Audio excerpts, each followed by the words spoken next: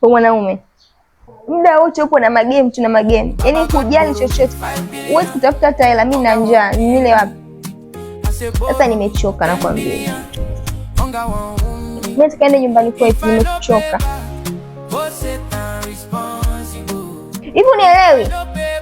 Nataka niende kwetu, nimechoka. Okay. Vitu vyako hivi hapo. Mama wangu wewe pale. Sasa kiaje? Kiaje nini? Sema nataka kuondoka. Kuondoka. Katajie wewe unasemaje, unajitaka au jitaka?